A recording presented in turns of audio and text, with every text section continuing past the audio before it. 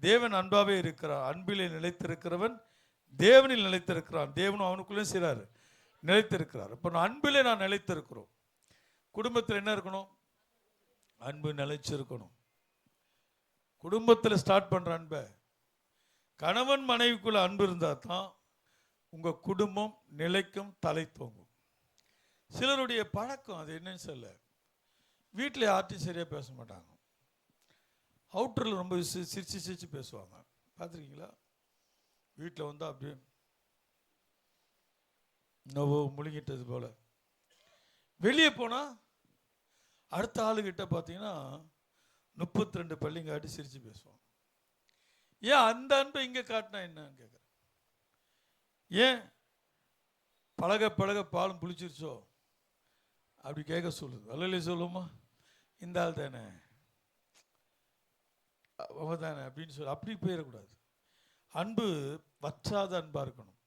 அது இந்த ஃபேமிலியில் வந்து நிலைச்சிருந்துச்சுன்னா நம்ம ஃபேமிலி தான் ஒரு பெரிய பரலோகம். அல்லையே சொல்லுமா.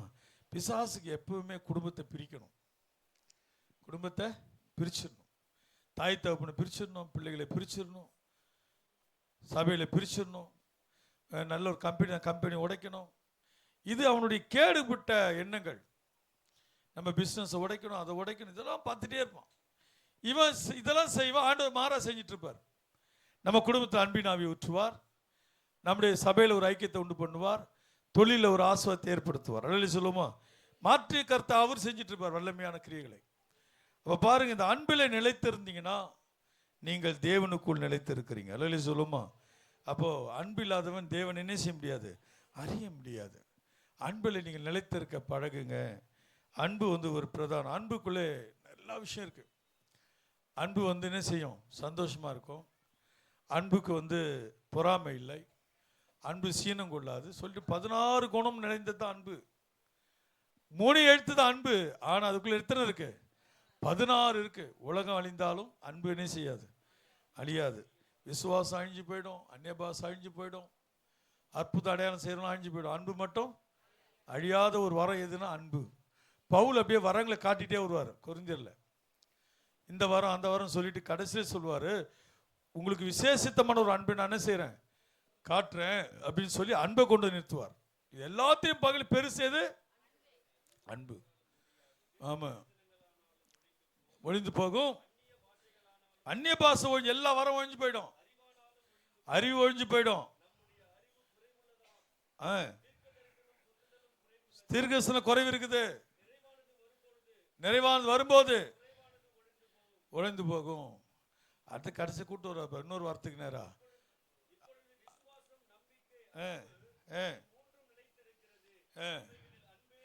அன்பே பெரியது. அல்ல சொல்லுமா, அன்பு பெருசுன்னு சொல்றார். எல்லா வரத்தை பாக்கிலும், தீர்க்கதரிசன வரம், சுகம் அளிக்கிற வரம், எல்லா வரத்தை பாக்கிலும் அன்பு பெருசு. வரம் ஒளிஞ்சு போகின்றதுக்கு நான் ஒரு ஆளை சொல்றேன், கேட்டுங்க. பாஸ்டர் ஜீவன் தானே, எவ்வளோ பெரிய ஊழியக்காரர். இப்போ டிஜேஸ் எல்லாம் உருவாக்குனவர் தான். அவர் ஒரு நாள் அதிகாலையில் போய் வீட்டில் சந்தித்தார். அவர் நாங்கள் ஒன்றும் அவர்கிட்ட எதுவும் கேட்கல, எங்களை பார்த்தோன்னு ஒன்று அழுதுகிட்டே இருக்கிறார்.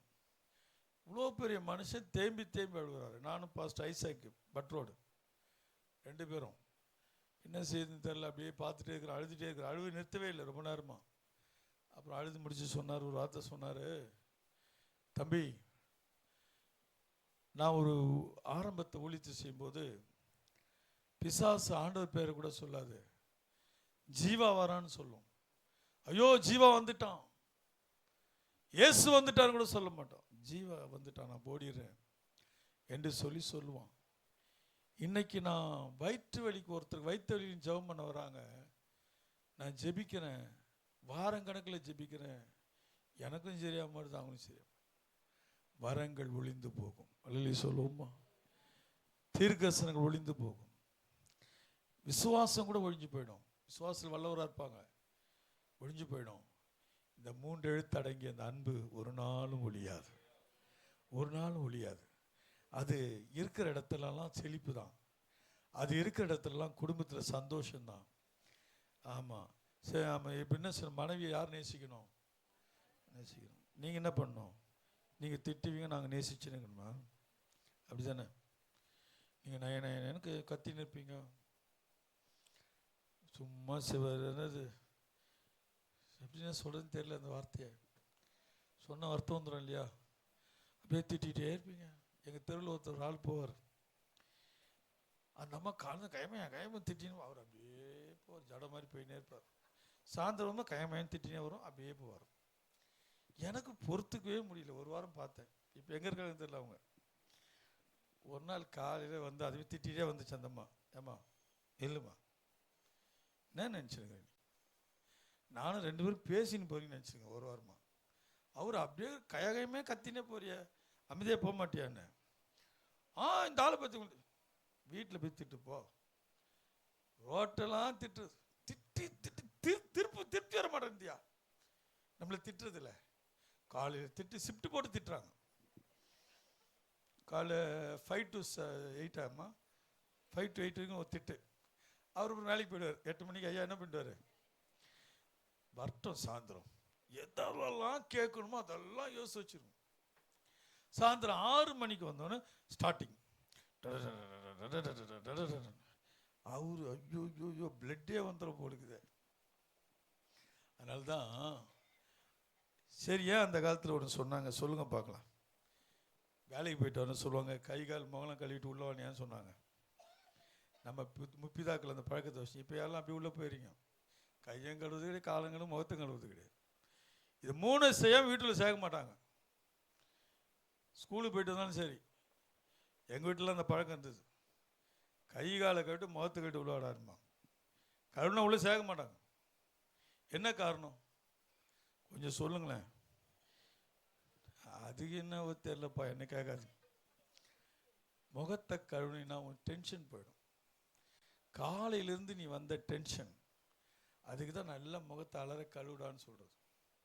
இன்னைக்கு வரும்போதே வீட்டில் வரும்போது செல்போனு அப்படி நான் நச்சு காட்டுறேன். அப்படிதான் நடக்குது. ஆக்ஷன் கரெக்டா? பார்த்தீங்கன்னு சொன்னா அப்படியே வருது, அப்படியே போகிறது. அம்மா நிற்கும், அப்பா நிற்பார், அப்படியே போகும். பெட்ரூமில் போய் டமான் படுத்துக்கும். எங்க இந்த அன்பு பிறக்கும்? தனித்தனியா பிரிச்சு வச்சுக்கிறான் பிசாசு. பிள்ளைங்களுக்கு ஒரு செல்லை கொடுத்துட்டா அவங்க தனியா போயிட்டாங்க. அப்பா அம்மாட்ட ஒரு செல்லு தனித்தனியா போயிட்டாங்க. என்னைக்கு செல்லு வந்ததோ நாசமா போச்சு. எல்லாமே அன்பு, உறவு, பாசம் எல்லாமே போயிடுச்சு. எல்லாம் போயிடுச்சு. எல்லாரையும் கொண்டு வந்து உள்ள வச்சுட்டான். இப்ப பாருங்க, கூடி பேசுவாங்க ஃபேமிலியா உட்காந்து. எப்படி பேசுவாங்க? கூடி பேசுவாங்க. சாயந்தரத்தில் எதுக்கு திண்ணை கட்டி வச்சாங்க? எல்லாரும் பேசுறதுக்கு தான். எல்லாரும் வாங்க உட்காந்து பேசுவோம். அப்போ ஒரு விசேஷித்த அன்பு இருந்தது, ஒத்தகுத்து விசாரிப்பு இருந்தது. இன்னைக்கு எல்லாரையும் பிரிச்சாச்சு. இப்போ கடைசியில் இந்த செல்லு கர்த்தரை விட்டு உங்களை பிரிக்க போதியா? எழுதி வச்சுங்க. யாரை விட்டு பிரிக்க போகுது? தேவாதி தேவனை விட்டு பிரிக்க போகுது. சபைக்கே நீ போவாத அளவுக்கு தடுக்க போகுது. உபவாச ஜபத்துக்கு வராம தடுக்க போகுது. எந்த ஊழியத்துக்கு நீ வரக்கூடாது. உன்னை இதில் அடிமை கொண்டு உள்ள போய் வச்சிருவான். இதுக்கு தான் பிளான் பண்ணுறான். இன்றைக்கு ஒன்று கண்டிஷனாக சொல்கிறேன். தேவைன்னா கையில் எடுக்க, தேவைன்னா தூக்கி போடுற அளவுக்கு உனக்கு வல்லமை இருக்கணும். வல்லையிலே சொல்லுவோமா? பிரசன்னம் இருக்கணும். தூக்கி போடுற அளவுக்கு உனக்கு ஒரு பவர் இருக்கணும். அதுக்கு எந்த காத்து கொண்டு அடிமையாகக்கூடாது. அது அன்பை கெடுத்து விடுகிறது. இந்த அன்பு குடும்பத்தில் நிலைத்திருக்க வேண்டுமானால் இவைகளெல்லாம் நீங்கள் அகற்றுங்க. அடுத்த வருஷம் நேரம் இல்லை. அடுத்த நியாய தீர்ப்பு நாளிலே நமக்கு தைரியம் உண்டாக இருக்கத்தக்க அன்பு நம்மிடத்தில் பூரணப்பட்டிருக்கிறது. ஏனென்றால் அவர் இருக்கிறவராக நாமும் இவ்விடத்தில் இருக்கிறோம். இப்போ பார்த்தீங்கன்னா நியாய தீர்ப்பில் நமக்கு தைரியம் உண்டாக வேண்டுமானால் அன்பில் நிலைச்சிருக்கணும். நியாய தீர்ப்புக்கு கர்த்தர் சங்கீதக்காரன் சொல்றான், கர்த்தர் நியாய தீர்ப்புக்கு தன்னுடைய சிங்காசனத்தை ஆயத்தப்படுத்தி கொண்டிருக்கிறார். நியாய தீர்ப்புக்கு சிங்காசனம் ரெடி ஆயிட்டு இருக்குது. நியாய தீர்ப்புக்கு சிங்காசனம் ரெடி ஆயிடுச்சு, ஆயத்தப்படுத்துறார். அந்த நியாய தீர்ப்புல போய் நான் வெக்கப்படாம இருக்கணும்னு சொன்னா, அந்த நியாய தீர்ப்புல நான் ஜெயிக்கணும்னு சொன்னா, அன்பிலே நான் நிலைத்திருந்தா தான் ஜெயிக்க முடியும். அல்லேலூயா சொல்லுமா? தன்னைத்தானே சோதி தருகிறவன் நியாயம் தீர்க்கப்படான். அப்போ அன்பு வந்து எது வரைக்கும் நமக்கு சேஃப்டி பாருங்க. நியாயத்திற்கு ஒரு நாட்களில் கூட இந்த அன்பு நமக்கு உதவி செய்யுது. இந்த அன்பு நம்மளை காப்பாற்றுக்குது. அன்பின் ஆவி உடையவன் தேவன் உடையவனாக இருக்கிறான். நல்ல சொல்லுவோமா? அன்புள்ளவர்களா இருங்க. குடும்பம் கட்டப்படும், சபை கட்டப்படும், எல்லாமே கட்டப்படும். நொறுங்கினது எல்லாம் மறுபடியும் உருவாகும். அல்லேலூயா சொல்லுவான். அன்பு எல்லாத்தையும் உருவாக்கிடும். அன்பு என்ன பண்ணிடும்? எல்லாவற்றையும் உருவாக்கிடும். முடியுமா? முடியாதா? ஒரு அன்பால முடியாதது ஒன்றுமே கிடையாதுங்க. அது எல்லாவற்றையும் அன்பு என்ன செஞ்சிடும்? பக்காவா உருவாக்கிடும். அடுத்து சொல்றது 18 சொல்றாரு, அன்பிலே பயமே, பூரண அன்பு பயத்தை பொறுமைத்தாலும். அன்புக்கு பயம் கிடையாது. எதுக்கும் பயப்படாது அன்பு. எல்லாத்தையும் அன்பா பேசுவோம், பாசமா பேசுவோம், பழகும், எல்லாம் ஓகே. பயந்துலாம் வாழ்க்கை கிடையாது. பயந்து வாழ்க்கை கிடையாது.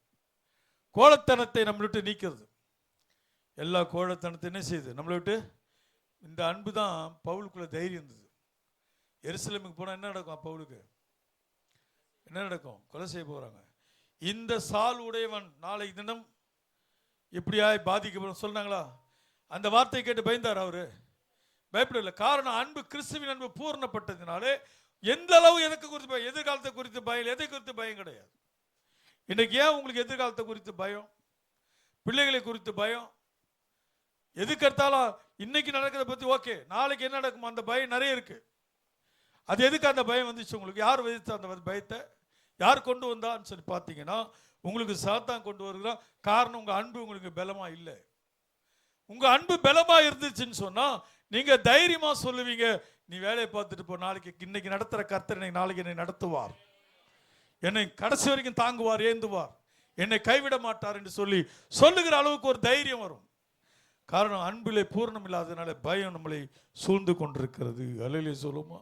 எதுக்கெடுத்தாலும் பயம், எதுக்கெடுத்தாலும் பயம், பயம் பயம் பயம், பயந்து பயந்து பயந்து. இன்னைக்கு சொல்ற அடுத்த வருஷம் அடுத்த வழி சொல்றது, பயமானது வேதனை உள்ளது. பயத்துக்கு என்ன பயம் என்ன கொடுக்கும்? நமக்கு வேதனையை கொடுக்கும். பயம் நம்மளை தூங்க விடாது. பயம் நம்மளை சோர்வடைய செய்யும். பயந்து எழுந்து உட்கார்ந்தாலே அப்படியே பயம், அப்படியே பயம். என்ன நேரம் பயம், எந்த நேரம் பயம். கொடுமை கொண்டது, கொடுமை உள்ள, கொடுமை புத்தி கொண்டது பயம். அன்பு பூர்ணம் உள்ளது. அன்புக்கு சமாதானம் உண்டு, சந்தோஷம் உண்டு. பயத்துக்கு அது கிடையவே கிடையாது. பயம் வந்து நம்மளை வேதனைப்படுத்திடும். ஆமாம், இன்னைக்கு நிறைய பேருக்கு இன்னைக்கு பார்த்தீங்கன்னா பேரண்ட்ஸ் ஒரு பசங்களுக்கு ஒரு 10 வயசு வரைக்கும் பயப்பட மாட்டாங்க, தைரியமாக இருப்பாங்க. பிள்ளைங்க கொஞ்சம் பெரிய பிள்ளையாக என்னவாங்க, அப்படியே லைட்டாக டச் ஆகும் பயம். என்னாவும் இந்த என்னாவும் ஏதாவுன்றது வார்த்தையை அற்ப விசுவாசிக்கு பேசுமே பேசக்கூடாது. என் பிள்ளைகள் காலம் என் காலம் என் தேவன் கையில் இருக்கிறது அல்லவா. அவர் மிஞ்சி என்ன நடக்க போகுது? அவர் நெஞ்சு ஒன்றும் நடக்காது. அவரை மீறி எதுவுமே நடக்காது, விடவும் மாட்டார். அந்த கோட்பாடுகளை கர்த்தர் எங்களை வைத்திருப்பார். குடும்பமாக அந்த கதை வச்சிருப்பார். இன்னைக்கு பாருங்க, ஆபிரகாமுடைய குடும்பத்தை நான் சொல்றேன், உங்களுக்கு ஞாபகப்படுத்தினேன். தியானித்த ரொம்ப கஷ்டமா இருக்கு. ஆபிரகாம் யாரு? யார் அவரு? சீமான், விசுவாச தகப்ப, எல்லாத்தையுமே விஷயமானாரு. அவரு ஆசீர்வாதம் பூமி என்ன செய்யல, தாங்கல. சரி, அந்த ஆசீர்வாதம் எங்கேயா போச்சு? சீமானா இருந்த மனுஷனுடைய ஆசீர்வாதம், பூமி தாங்கக்கூடிய ஆசீர்வாதம், இது எங்க போச்சு? அவன் பிள்ளைங்க என்னென்ன பாடுபடுறான் பாருங்க. ஈசாக்கு வேலை செஞ்சு தான் சாப்பிட்டார், உண்மைதானே? சீமானந்தா என்ன பண்ணிருக்கணும்? உட்காந்து சாப்பிட்டுருக்கலாம்ல, சாப்பிடலையே, உழைக்கிறாரு. சரி, அவருக்கு பிறந்த 12 பிள்ளைங்க, அவர் 2 பிள்ளைங்க, யாக்கோப்பு ஏசா, நல்லா இருக்காங்களா? 2 பேரும் ஒரு பக்கம் அலைஞ்சு திரிகிறாங்க. சரி, யாக்கோப்புக்கு பிறந்த 12 பிள்ளைங்க, அதில் யார் ஒருத்தரும் பேர் பெற்றவங்க? யோசேப்பு. யோசேப்பு அது அந்த ஆசீர்வாதத்தை அடையிறதுக்குள்ள என்ன பாடு. யூதா, இன்னைக்கு நிலைத்திருக்கிறது யூதா ஒன்று தான், எல்லாருக்கும் தெரியும், யூதர்கள் இல்லையா? அந்த யூதா உருவாகிறதுக்கு முன்னாடி அவன் பாட்டு வாழ்க்கை, அற்பமான வாழ்க்கைகள், தார்மாரான ஓட்டங்கள், யாருமே சரியில்லை. ஆனா ரகசியம் என்னன்னா, அந்த நீதிமானுடைய பிள்ளைகள் இன்னைக்கு ராஜாக்களா இருக்கிறாங்க. ஒவ்வொரு தேசத்துக்கும் ஒருத்தன் பிரபுவா இருக்கிறாங்க. என்னைக்கும் கைவிட மாட்டார். சில பிள்ளைகளுக்கு சில குழப்படிகள் வாழ்க்கையில் பிள்ளைகளுக்கு வந்து வலை வீசும். பிள்ளைகள் முன்னேறி ஒரு எதிர்காத்து வீசும் பிள்ளைகளுக்கு. நீங்கள் பயப்படக்கூடாது. நான் ஒப்பு கொடுத்திருக்கிறவர் இன்னார் என்று எனக்கு தெரியும். எங்க வேணா ஆடுறா, நீ எங்க வேணா நீ பாடு. அது பெண் பிள்ளையா இருக்கட்டும் ஆண் பிள்ளையா இருக்கட்டும், நீங்க தைரியமா ஸ்ட்ராங்கா சொல்லணும். நீ என்னைக்குனால ராஜா நீங்க தான் வந்தவன், என் கைக்கிட்ட வரணும் அப்படி சொல்ற அப்பா அம்மா நல்லே சொல்லுங்க. என் கைக்கு கத்தர் உன்னை கொண்டு வந்து கொடுப்பாரு. என் தாய் தகப்பனுக்கு உங்க கையில கத்தர் உன் பிள்ளைகளை கொடுப்பாரு. என்ன வேணா ஆட்டம் போடட்டும், கொண்டாந்து கையில கொடுத்துருவார். முடியுமா முடியாதா? முடியுன்றவங்களை விசுவாசிங்க. தேவன் செய்வார். என்ன பண்ணாலும் எங்க வந்து நிற்பீங்க தான் நிற்க வைப்பார். தாய் தப்பன் கையில் தான் கொடுப்பார். ஆண்டவர் சாதாரண நினைச்சிடாதீங்க. இந்த விசுவாசம் உங்களுக்கு இருக்கணும். இந்த விசுவாசத்தை எது சொல்லித்தரன்னு சொன்னா அன்பு தான் சொல்லித்தரும். பயம் சொல்லித்தராது. பயம் அப்படியே குறுகிடும். இதெல்லாம் அப்படியே தளர்ந்துடும். எதுவுமே செய்ய வாழ்க்கையில் செய்ய முடியாது. ஒடுங்கி போக பண்ணக்கூடியதான் பயம். அன்பு பூர்ணமான கடைசி சொல்ற பாருங்க, அன்பின் பயம் இல்லை, பூர்ண அன்பு பயத்தை சொல்லிட்டு இல்லையா? அடுத்த சொல்றாரு, அவர் முந்தி அன்பு கூர்ந்ததுபடியால் நாமும் அவரிடத்தினே செய்றோம். ஃபர்ஸ்ட் யார் அன்பு கூர்ந்தா? தேவன் தான் நம்ம மேல அன்பு. நம்ம ஒன்றும் அவர் மேல அன்பு வைக்கல. தாயின் கர்ப்பத்தில் உருவாம ஏதாவது தெரியுமா? தாயின் கருவில் அங்கேயே அன்பு வச்சாருன்னு சொன்னா அப்ப யார் ஃபர்ஸ்ட் முந்தினது? அன்புல. தேவன் தான் அன்புல முந்தி இருக்கிறார். நாம் ஒண்ணு முந்தல, தேவன் அன்புல முந்தி இருக்கிறார். அவருடைய அன்பு முந்தி கொண்டு போகுது. அந்த முந்தின அன்பு நமக்கு மேல் வச்சதுனால தான் இந்த வயசு வரைக்கும் உங்களை தாங்குறாரு. இல்லையே சொல்லுமா? எப்படிதான் தப்பிச்சேன்னு தெரியலமா அந்த கடத்துல இருந்து. எப்படி சொல்லுவோம்? எப்படிதான் இந்த தப்பிச்சு இந்த கடத்துல இருந்து, எப்படிதான் இந்த வியாதியில் தப்பிச்சுன்னு தெரியல. அவ்வளவும் கிறிஸ்துவின் அன்பு. உங்களை தாங்கி இருக்கிறார், ஏந்தி இருக்கிறார், சுமந்து இருக்கிறார், உங்களை தப்புவித்து கொண்டு வருகிறார். உங்கள் மேல் வைத்த அன்பு நிமித்தமாக முந்தின அன்பு, அந்த அன்பு ஒரு நாள் உங்களை கைவிடாது. அல்ல சொல்லுமா? தேவனிடத்தில் அன்பு கூறுகிறவர் ஒருவன் சொல்லியும் தன் சகோதரனை செய்யக்கூடாது. பகைத்தால் அவன் பொய்யன். தன் கண்ட சகோதரத்தில் அன்பு கூறாமல் இருக்கிறவன் தன் காணாத தேவன் எப்படி அன்பு கூறுவான்? பக்கத்திலேயே நிற்கிறார் கணவர், அன்பு கூறமா கூறக்கூடாதா? இவன் மேல நான் அன்பு கூற மாட்டேன், எல்லாத்தையும் படைச்ச மேல அன்பு கூறுவேன். இது உண்மையான அன்பா? எப்படி சொல்லுங்க? கண்ணீருக்கு மனைவி நின்றுட்டு இருக்கிறா, எவ்வளவு நான் நேசிக்க மாட்டேன், அங்க நேசிப்பேன். எங்க நேசிப்பேன்? ஸ்ட்ரைட்டா நேசிப்பேன். நான் பெத்த பிள்ளைங்க எதுக்கு நிற்கிறாங்க, இவங்கள நான் நேசிக்க மாட்டேன், நான் ஸ்ட்ரைட்டா அங்கே நேசிப்பேன். நீங்கள் எவ்வளோ ஒரு பெரிய மாயமான வேலையை செய்கிறீங்க தெரியுமா? பார்க்குற சகோதரன்கிட்ட அன்பு செலுத்தலை, சபையில் உங்கள் கூட திருவிந்து எடுக்கிற சகோதரன், உங்களோடு ஒரே அப்போ புசிக்கிற சகோதரி, இவங்க கிட்டலாம் நீங்கள் அன்பு செலுத்தாம காணாத தேவன். சிலர் பார்த்தீங்களா அந்த காலத்தில், இப்போ இருக்கிறாங்கன்னு தெரியல, அப்படிப்பட்டவங்க. அவங்க சபையில் ஆவியில் வந்துட்டு ஆவியிலே போவோம். பார்த்துருக்கீங்களா? பார்த்தது இல்லையா? பார்த்தது இல்லை. ஆவியில் பார்த்துருக்கீங்களா? இல்லையா? பார்த்தது இல்லையா? அவங்க எப்படி வருவாங்க அந்த காலத்தில் தெரியுமா? 86லாம். இப்போ நானும் பார்க்கல, ஏன்னா பைபிள் எடுத்துன்னு வருது இல்லையே. பைபிள் பசங்கிட்ட கொடுத்துட்டு இங்கே வந்து வாங்குறது, ஒய்ஃப் கிட்ட கொடுத்துட்டு இங்கே வந்து வாங்குறது. அவ்வளோ வெக்கமா அவனுக்கு பைபிள் எடுக்க. இப்போ பார்த்தீங்கன்னா அந்த காலத்தில் ஆவியில் போகிறவங்க சபைக்கு சொல்கிறேன், இப்படி சிலர் இப்படி ஒரு பாட்டு புக்கு, ஒரு டைரி, பைபிள் இருக்கும். 86 நான் சொல்லுகிறது, நீங்கள் பிறந்திருக்கலான்னு தெரியாது. அப்படியே வருவாங்க சபை உள்ள, அப்படியே போயிடுவாங்க. எவங்கிட்டையும் பேச மாட்டான், எவன்கிட்டையும் சோதனை சொல்ல மாட்டான். எப்படி வந்தாங்க இவங்க? ஆவியில் வராங்க, பக்கத்தில் ஆராதிக்கிறாங்க. அவளை நேசிக்க முடியலையே. எப்படி நான் தேவனை நான் நேசிக்கிறேன், தேவனை பார்க்காத நேசிக்கிறேன்னு சொல்றீங்க? அது ஒரு அன்பு, உண்மையான அன்பு கிடையாது. கை கொடுத்து சொல்லுங்க, நான் உங்களை நேசிக்கிறேன். ஆமாம், சொல்லுங்க பார்க்கலாம். நான் நேசிக்கிறேன் பிரதர், நான் உங்களை நேசிக்கிறேன் பிரதர். சரி, தமிழில் தோழ இங்கிலீஷ் ஐ லவ் யூன்னு சொல்லுங்க. தமிழ் என்ன உங்களுக்கு தெரியல, சில வெக்கமாக இருக்கும் தமிழில் சொல்லுங்க இங்கிலீஷில் சொல்லுங்க பார்க்கலாம். I love you. தப்பான வார்த்தை கிடையாதும்மா, நல்ல வார்த்தை. உண்மையாக மாரி படிச்சுக்கிறப்பில்ல சொல்ல, உண்மையான நல்ல வார்த்தை தானே, அல்லையிலே சொல்லுமா. அப்போ அடுத்த வருஷம் சொல்கிறாரு, தேவனிடத்தில் அன்பு கூறுவன் ஒருவன் சொல்லியும் அதை முடிச்சிட்டோம். தேவனிடத்தில் அன்பு கூறுவன் தன் சகோதரனிடத்திலும் அன்பு கூற வேண்டும் என்று இந்த கற்பனையில் அவராலே பெற்றிருக்கிறோம். நான் தேவன் அன்பு கூறணும், எனக்கு சகோதரர்கிட்ட என்ன செய்யணும், அன்பு கூறணும். உனக்கு நான் கட்டளையாக சொல்கிறேன். நீங்கள் அன்பு ஆவியுடையவளாக இருந்தீங்கன்னா, நான் இன்னைக்கு எழுதி வச்சுங்க, 31 டிசம்பர் 31 ஒவ்வொருத்தரும் 25 ஆத்மா ஆதாயப்படுத்துவீங்க. எத்தனை பேர் நம்புறீங்க? எத்தனை பேர் விசுவாசிக்கிறீங்க? ஞானஸ்தானம் கொடுக்க முடியாமல் நின்று கொடுத்துருப்பேன் காலிலேருந்து. அன்பு இல்லாதனால்தான் நீங்கள் யாரையும் ஆதாயப்படுத்த உங்களால் முடியல. யாரும் 2 நாள் சுவிசேஷம் சொல்லியிருப்பீங்க, 3ஆவது நாள் முகத்தை காட்டியிருப்பீங்க. அவங்க என்ன சொல்லுவாங்க, என்கிட்ட ஒருத்தர் சொன்னார், தப்பாக நினைக்காதீங்க, அவர் நம்ம சபையை சொல்ல, ஜென்ரலாக சொன்னார். வழியில் இயேசு பற்றி சொன்னேன், சொல்ல வேண்டிய சூழ்நிலை. அவர் எல்லாத்தையும் கேட்டார், நான் சொல்கிறதெல்லாம் கேட்டுன்னு இருந்தார், அமைதியாக இருந்தார். அவர் மிலிட்ரிக்கார். முடியுமா ஒரு ஆள் சொன்னார், இவ்வளோ சொன்னீங்களே பிரதர், எனக்கு ரொம்ப சந்தோஷமாக இருக்குது, பைபிள் பற்றிலாம் தெளிவாக சொன்னீங்க. எங்கள் வீட்டில் 3 பேர் இயேசு ஏற்றுக்கிட்டாங்க, சர்ச்சைக்கு போகிறாங்க.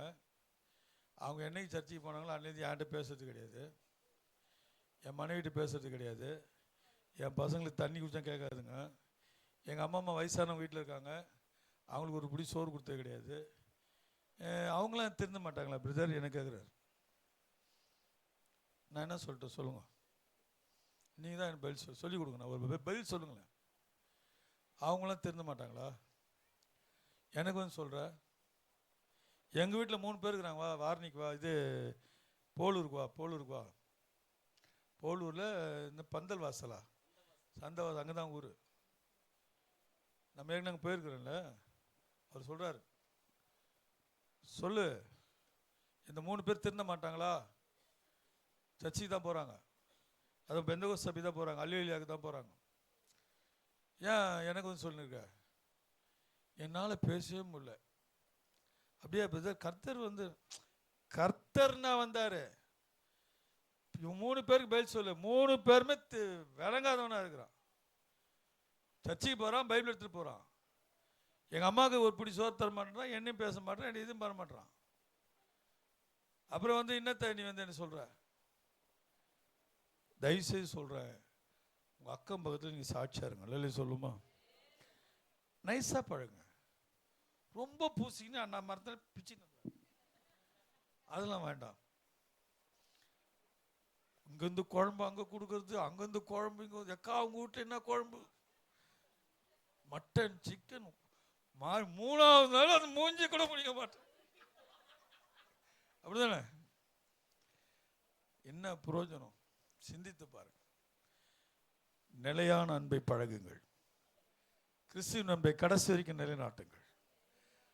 ஆண்டவர் அநேகரை ரட்சிக்க போகிறார். உங்களை கொண்டு உங்கள் சொந்தங்களை ரட்சிக்க போகிறார். உன் தெரு மக்கள் ரட்சிக்கப்பட போகிறார்கள். உன் ரத்தங்கள் ரட்சிக்கப்பட போகிறார்கள். ஆண்டவர் உங்களுக்கு அதை பயன்படுத்துகிற நேரம் வந்தாச்சு. தேவன் உங்களுக்குள்ள அபிஷேகத்தை ஊற்றுகிறார், அந்த வல்லமையை தருகிறார். உபாலா ஷபாலா தரிக்கா, ஒரு விசேஷித்த ஒரு பிரசன்னத்தின் பிள்ளைகளாக நீங்க மாற போறீங்க. இந்த பிரமாணத்துக்குள்ள வாங்க, அன்பின் பிரமாணத்துக்குள்ள. அப்படியே நம்ம எல்லாரும் எழுந்திருக்கலாமா? அன்பின் பிரமாணத்துக்குள்ள நான் வர விரும்புகிறேன். ஒப்பு கொடுக்கிறவங்க தயவுசெய்து ஒப்பு கொடுங்க. கர்த்தர் உங்களை ஆஸ்வதிப்பார். அன்பு இல்லாமல் தேவனை நாம் அறிய முடியாது. எல்லாரும் ஒப்பு கொடுக்கலாமா? என் குணத்தை மாற்றும் ஆண்டவரே. நீங்க நினைக்கலாம் ரட்சிப்பு கர்த்தருடையது, அது மாற்று கருத்து கிடையாது. அவங்க ஒன்றும் என்ன பார்த்து ரட்சிக்கப்படுவானோ அப்படி சொல்லாதீங்க.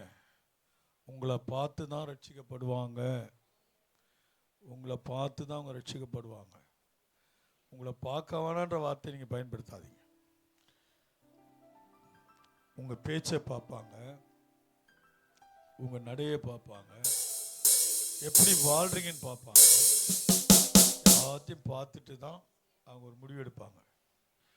போகலாமா வேண்டாமா, எல்லாம் ஒப்பு கொடுக்கலாமா? என்னை பார்த்து யாரும் இடரல் அடையாதபடி கிருபை என்னை காக்கட்டும் ஆண்டவரே. என்னை பார்த்து வேணா கிறிஸ்துக்குள்ள வரட்டும்.